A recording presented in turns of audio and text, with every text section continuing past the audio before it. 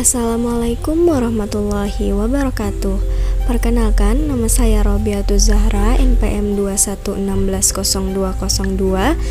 Di sini saya akan membuat video dalam rangka memenuhi tugas tafsir tarbawi mengenai tema media pembelajaran dengan tema Iqra dan Tilawah. Sebelum memasuki kepada pembahasan mengenai Iqra dan Tilawah, kita perlu mengetahui terlebih dahulu apa itu Iqra. Iqra berasal dari kata qara'a dalam kamus.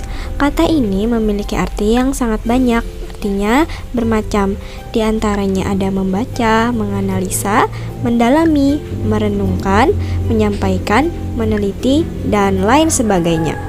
Selanjutnya, tafsir Iqra dalam surah Al-Alaq. Pada saat wahyu pertama yang diturunkan oleh Allah Subhanahu wa taala kepada Nabi Muhammad SAW melalui perantara malaikat Jibril, Allah Subhanahu wa taala memerintahkan kepada Nabi Muhammad untuk membaca.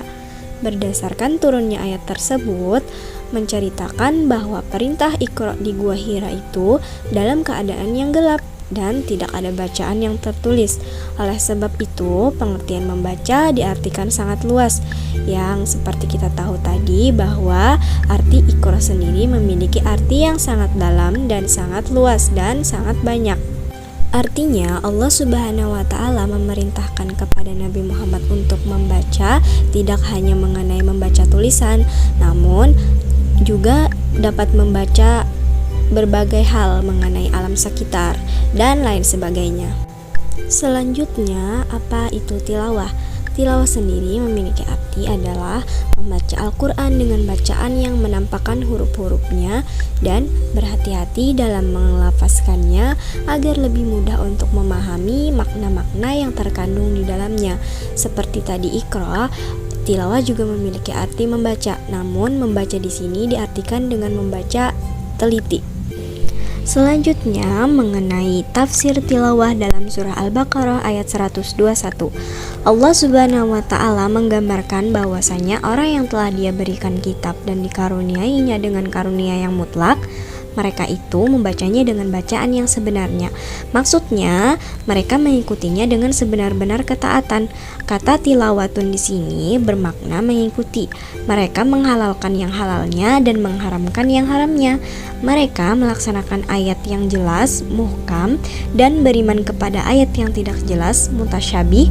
Itulah orang-orang yang bahagia di antara ahli kitab yang mengetahui nikmat-nikmat Allah dan mereka mensyukurinya. Mereka beriman kepada setiap rasul dan mereka tidak membeda-bedakan salah seorang pun di antara mereka. Maka mereka itulah orang-orang yang beriman secara benar, yang bukan dari orang yang berkata, "Kami beriman kepada Taurat yang diturunkan kepada kami, namun kami ingkar terhadap Al-Quran yang datang setelahnya." Oleh karena itu, Allah Subhanahu wa taala mengancam mereka dalam firman-Nya, dan barang siapa yang ingkar kepadanya, maka mereka itulah orang-orang yang rugi. Dalam tafsir tilawah ini, dalam surah Al-Baqarah, Allah menjelaskan bahwasanya dengan membaca kita harus dengan teliti, dengan benar, agar kita tahu mana yang baik dan mana yang buruk untuk diri kita. Selanjutnya, mengenai relasi Quran surah Al-Alaq dan Al-Baqarah pada pendidikan mengenai Iqra dan Tilawah. Yang perlu kita ketahui bahwasanya dunia pendidikan merupakan bidang pengetahuan yang dimana dalam membaca dengan baik dan benar kita akan mendapatkan ilmu pengetahuan dengan cara membaca tadi. Ilmu pengetahuan yang baik dan benar kita dapatkan dari membaca tersebut. Nah, dari membaca tersebut maka kita akan mendapat banyak ilmu. Nah, itulah mengapa pentingnya dalam membaca agar kita mendapat lebih banyak ilmu. Nah, itu tadi penyampaian materi tentang Iqra dan Tilawah. Semoga bermanfaat. Assalamualaikum warahmatullahi wabarakatuh.